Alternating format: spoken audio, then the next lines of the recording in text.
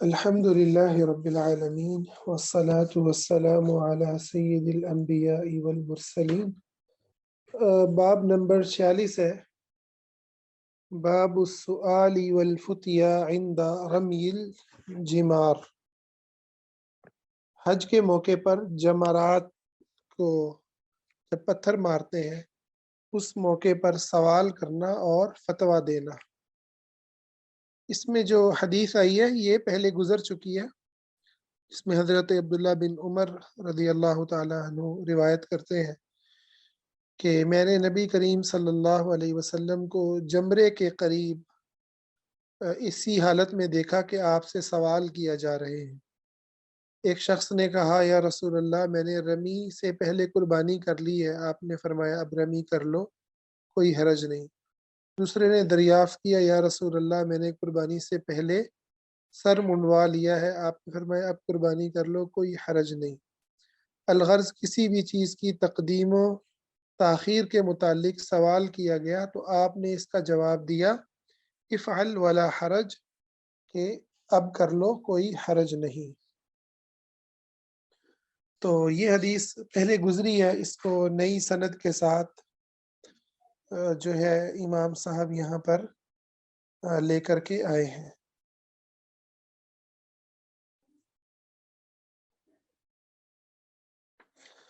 تو ہم اس سے آگے چلتے ہیں۔ اس سے اگلا جو باب ہے باب نمبر 47 ہے، باب قول اللہ تعالی، اللہ تعالیٰ کا قرآن کا یہ فرمان، وَمَا أُوتِيتُم مِّنَ الْعِلْمِ إِلَّا قَلِيلًا، تمہیں نہیں علم دیا گیا مگر تھوڑا بہت۔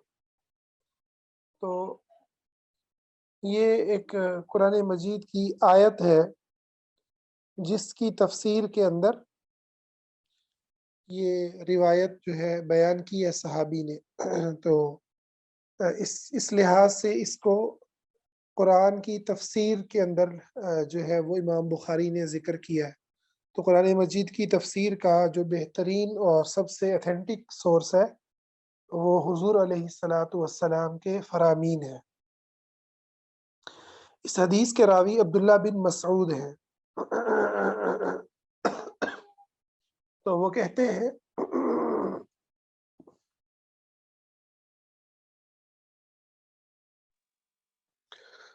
ہیں بینا انا امشی مع النبی صلی اللہ علیہ وسلم فی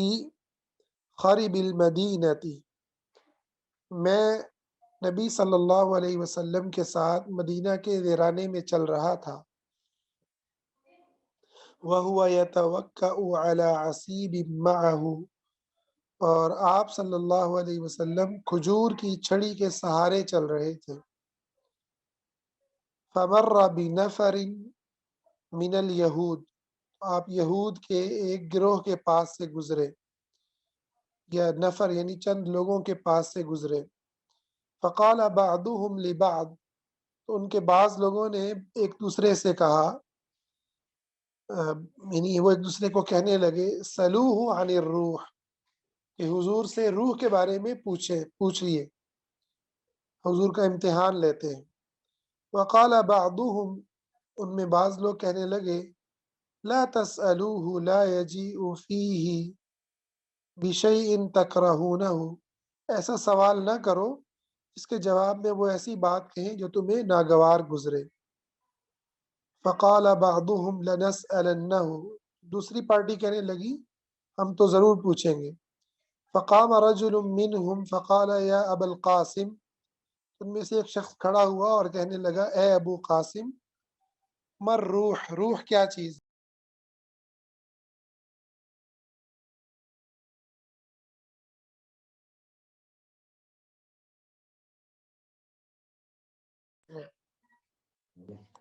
مر روح، روح کیا چیز ہے؟ فیسا کہتا، آپ خاموش ہوئے۔ فقلت انه یوحى الیہ فقمت، تو میں نے دل میں سوچا کہ آپ پر وحی اتر رہی ہے، چنانچہ میں کھڑا ہو گیا۔ فلما انجلى عنه، جب آپ سے وحی کی کیفیت ختم ہو گئی، تو آپ نے یہ آیت تلاوت فرمائی وَيَسْأَلُونَكَ عَنِ الرُّوحِ، یہ آپ سے روح کے بارے میں پوچھتے ہیں، قُلِ الرُّوحُ مِنْ أَمْرِ رَبِّي، تو آپ فرما دیجئے کہ روح میرے مالک کا حکم ہے، وَمَا أُوتُوا مِنَ الْعِلْمِ إِلَّا قَلِيلًا، اور انہیں نہیں دیا گیا علم مگر بہت ہی تھوڑا۔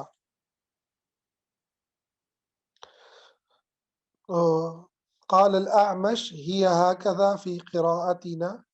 امام اعمش کہتے ہیں کہ ہماری قراءت میں یہ اسی طرح سے ہے، یعنی اس آیت کو ہم اسی طرح سے ہم پڑھتے ہیں۔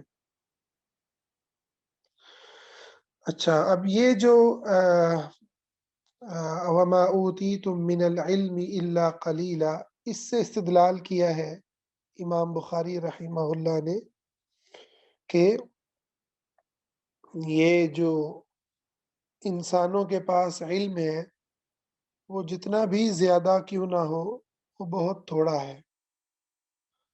اور یہ بہت بڑی بات ہے جو اس باب کے اندر کی گئی ہے۔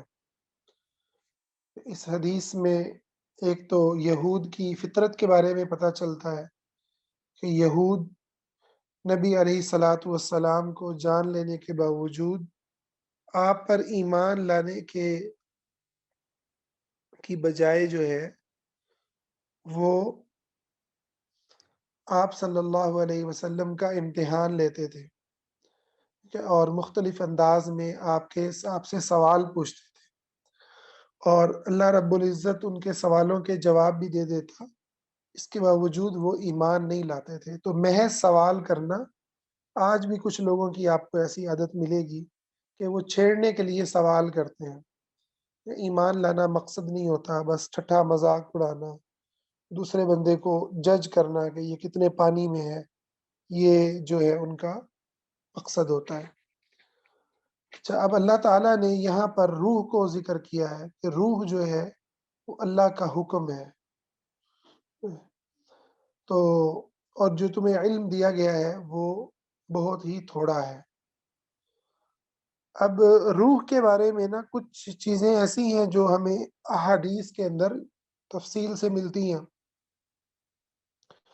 کہ روح جو ہے وہ کیا چیز ہے۔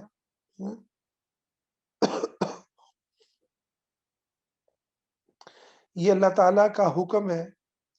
اس کی ہمیں کیفیت اور حقیقت کا نہیں پتہ، اور یہ بھی نہیں پتہ کہ یہ کس چیز سے بنی ہے، لیکن یہ ہم جانتے ہیں کہ جب انسان جو ہے فوت ہوتا ہے تو یہ انسان کے جسم کو چھوڑ دیتی ہے روح، اور یہ فرشتوں کے لیے ایک ایسا جسم ہوتا ہے روح، یعنی ایک ایسا وجود ہے جسے وہ دیکھتے ہیں، جسے وہ کفن دیتے ہیں، جیسا کہ حدیث کے اندر اس کی تفصیل ذکر ہے۔ اور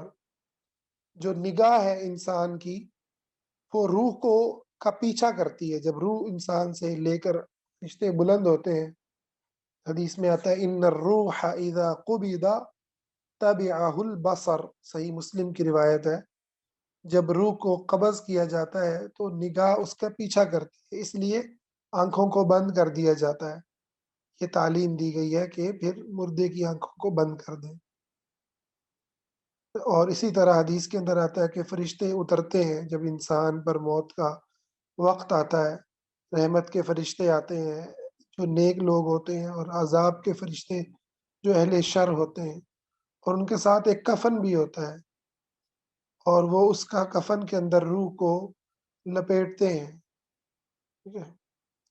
اور پھر اس کو لے کے آسمان کی طرف بلند ہوتے ہیں۔ اس سے پتہ چلا کہ وہ ایک وجود رکھتی ہے، کہ ایک جسم رکھتی ہے، ٹھیک ہے، لیکن وہ جسم نہیں ہے کہ جو اس مٹی سے بنے ہوئے اور گوشت سے بنے ہوئے کا جسم جیسا جسم ہو، بلکہ وہ کوئی اور مادہ ہوتا ہے۔ کس مادے سے بنتی ہے اللہ بہتر جانتا ہے۔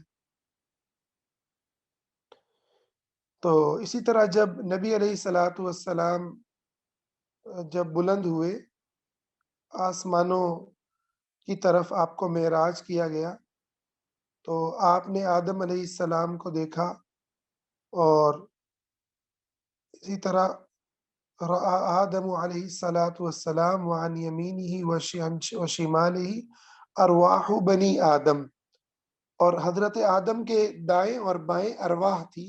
روحیں تھیں۔ تو یہ روح جو ہے وہ روح کس کیفیت میں تھی، یہ برزخی معاملہ ہے، ہمیں اس کی پوری تفصیل نہیں بتائی گئی۔ اسی طرح سے یہ بھی بتایا گیا کہ مرنے کے بعد روحیں، جو انسان مرتا ہے اس کو پھر دوسرے انسان کی جو روحیں ہیں وہ آپس میں ملاقات کرتی ہیں، یہ جو جنت میں ہوتے ہیں، اور وہ پھر پوچھتے ہیں دنیا کے اندر لوگوں کے بارے میں۔ اس کا مطلب ہے روح عقل بھی رکھتی ہے، روح سمجھ رکھتی ہے، روح بتاتی ہے، ٹھیک ہے۔ اور اسی طرح روح کو کے مقابلے میں اسی طرح ایک لفظ اور بھی استعمال ہوا ہے شریعت میں، نفس، ٹھیک ہے۔ لیکن نفس اور روح کے اندر فرق ہے۔ نفس کو بسا اوقات ہم روح کے معنوں میں استعمال کرتے ہیں، یعنی زندگی کے معنوں میں، ٹھیک ہے، اور بسا اوقات اس کو ہم نفس کو ضمیر کے معنوں میں بھی استعمال کرتے ہیں۔ حدیث میں آیا نفس مطمئن، نفس لوامہ، ٹھیک ہے، تو یعنی وہ جو انسانی ضمیر ہے اس کے معنوں میں جو ہے وہ استعمال ہوتا ہے، اور روح کے معنوں میں بھی استعمال ہوا ہے، جیسے حدیث میں آتا ہے حضور نے فرمایا والذی نفسی بیدی، قسم ہے اس ذات کی جس کے ہاتھ میں میرا نفس ہے، یعنی میری روح ہے۔ اسی طرح اللہ تعالیٰ فرماتا ہے اللہ یتوفی الانفس حین موتها، اللہ تعالیٰ نفس کو فوت کرتا ہے اس کی موت کے وقت، یہاں مراد بھی روح ہے، ٹھیک ہے؟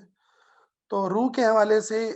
یعنی ایک اصول ہمیں یاد رکھنا چاہیے کہ جو باتیں ہمیں بتا دی گئی ہیں، ٹھیک ہے، اور جو باتیں ہمیں قرآن حدیث سے معلوم ہے ان پہ ہمارا ایمان ہے، اور جو صفات بیان ہوئی ہیں ان پر ہمارا ایمان ہے۔ البتہ اس کی کلی کیفیت، ٹھیک ہے، یہ اس کو جاننا، یہ جو ہمیں علم نہیں دیا گیا اس کے اندر ٹامک ٹوئیاں مارنا یہ غلط ہے، اور اس کے اندر لوگوں نے ایسی ایسی ٹامک ٹوئیاں ماری ہیں کہ وہ کفر تک پہنچ گئے ہیں، ٹھیک ہے؟ تو بعض لوگوں کا یہ نظریہ فلسفیوں کا، وہ اپنے آپ کو مسلمان اور مسلمانوں کے بڑے فلاسفر بھی کہتے ہیں، بعض ایسے لوگ بھی ہیں اس کے اندر بد نصیب، جو یہ کہتے ہیں کہ روح جو ہے نا انسان کے اندر جو آئی ہے، تو بیسیکلی یہ روح خدا تعالیٰ کا جو ہے سے کنیکٹڈ کوئی چیز ہے، ٹھیک ہے۔ تو نعوذ باللہ اللہ تعالیٰ جو ہے وہ انسان کے جسم میں آیا ہوا ہے، یعنی اس طرح کے معنی بھی فلسفے بھی بیان کرتے ہیں۔ تو یہ سارے کے سارے جو نظریات ہیں یہ باطل نظریات ہیں۔ روح اللہ تعالیٰ نے اس کو پیدا کیا ہے، تو اللہ نے روح کو بھی پیدا کیا ہے اور جسم کو بھی پیدا کیا ہے، اور عالم ارواح میں روحیں تھیں پہلے، ٹھیک ہے، پھر اللہ تعالیٰ نے جب دنیا میں وجود دیا انسان کو تو پھر وہ اس کو جسم بھی عطا کر دیا۔ پھر جب انسان مر جاتا ہے تو اس کی جو روح ہے وہ آسمانوں کی طرف سفر کر جاتی ہے، یا جنت میں یا جہنم میں، اور اس کا جسم سے بھی تعلق ہوتا ہے، ٹھیک ہے، جسم سے بھی تعلق ہوتا ہے، جیسے حدیث میں آتا ہے قبر میں انسان کو بٹھایا جاتا ہے، سوال ہوتے ہیں کیسے تعلق ہوتا ہے، کیا کیفیت ہوتی ہے، واللہ عالم، اللہ بہتر جانتا ہے۔ ہم ممکن ہے کسی مردے کو دفنائیں اور اس کو دیکھتے رہیں تو ہمارے سامنے تو وہ نہیں بیٹھے گا، ٹھیک ہے، تو اللہ بہتر جانتا ہے کہ کس انداز میں تعلق ہوتا ہے، کیا اس کی کیفیت ہوتی ہے۔ بہرحال ہم اللہ سے یہ دعا کرتے ہیں اللہ ہمیں ہماری روحوں کو جنت کے بلند مقام عطا فرمائے۔ اور روح کے بارے میں قرآن کریم میں اللہ نے یہ کہہ کر کہ وَمَا أُوتِيتُم مِّنَ الْعِلْمِ إِلَّا قَلِيلًا، ہمیں پرسکون کر دیا ہے کہ آپ اس کے بارے میں زیادہ نہ سوچیں، جو اللہ نے بتا دیا بس وہی کافی ہے، اور خود عقل سے جو ہے دماغ لڑاؤ گے تو یاد رکھو تمہارے پاس بڑا تھوڑا سا علم ہے، اس علم سے تم کیا کیا جان پاؤ گے، ٹھیک ہے۔ تو علم کا ایک چھوٹا سا ذرہ ہے، حضرت خضر علیہ السلام اور موسیٰ علیہ السلام کا واقعہ آپ نے پیچھے پڑھا کہ وہ دونوں گزرے، اور وہ انبیاء ہیں، اور انبیاء تو سب سے زیادہ علم رکھتے ہیں۔ تو حضرت خضر نے جب دیکھا کہ ایک سمندر میں ایک چڑیا چونچ مار رہی ہے، تو انہوں نے کہا کہ یہ مثال ہے خدا کے علم کی، گویا یہ سمندر خدا کا علم ہے، تشبیہ دی انہوں نے سمجھانے کے لیے، اور یہ جو چڑیا کے منہ میں ہے، یہ ساری کی ساری کائنات کے انسانیت کا جو علم ہے وہ یہ مثال رکھتا ہے کہ میرا اور تمہارا علم اس کی یہی مثال ہے، اتنا سا علم ہے۔ تو انسان کو اس لیے ہر وقت اللہ سے عافیت مانگنی چاہیے، اللہ سے عافیت مانگنی چاہیے، بجائے اس کے کہ غیب کے امور کے اندر نا انسان ایسے ہی لمبے لمبے فلسفے اور فرض کی بھی چیزیں سوچتا رہے، دجال کہاں ہے، کہاں سے نکلے گا، کہاں آئے گا، یاجوج ماجوج کہاں ہے، کیسے ہوں گے، کہ تو بہت انسان سوچے اور اس کی کوئی نہ کوئی تشریحیں کرے، کوئی کہانیاں کرے، یہاں سے یہ ہوگا وہ ہوگا۔ تو بہتر ہے کہ جو اللہ رسول نے بتا دیا بس اس پر ایمان لائے اور اللہ کے سامنے جھک جائے، اپنی ہر چیز کو اللہ کے سامنے سلنڈر کر دے اور اللہ سے عافیت مانگے، اللہ تعالیٰ سے عافیت مانگے۔ ایک بڑا پیارا شعر ذکر کیا ہے شیخ ابن عثیمین نے، کہتے ہیں قل للذی یدعی فی العلم معرفتا عرفت شیئا وضاعت عنک اشیاء۔ تو یہ دعویٰ کرتا ہے نا کہ میرے پاس بڑا علم ہے، تو اس کو آپ کہیں کہ تم نے جو جانا ہے نا وہ بڑا تھوڑا سا ہے، اور جو تم نہیں جانتے وہ بہت زیادہ ہے، ٹھیک ہے، وہ بہت زیادہ ہے جو تم نہیں جانتے۔ تو انسان کو ہمیشہ اللہ تعالیٰ کے سامنے اور اللہ کے علم کے سامنے عاجزی اختیار کرنی چاہیے، کہ انسان ہمیشہ جھکا رہے اور تسلیم کرتا رہے ہمارے پاس جو علم ہے وہ بڑا ہی تھوڑا اور بہت ہی ناقص علم ہے۔ آج میری نا طبیعت صحیح نہیں ہے دنوں سے، تو آج بھی میں اسی پہ اکتفا کروں گا۔ آپ کا کوئی سوال ہو تو ہم اس کی طرف چلتے ہیں۔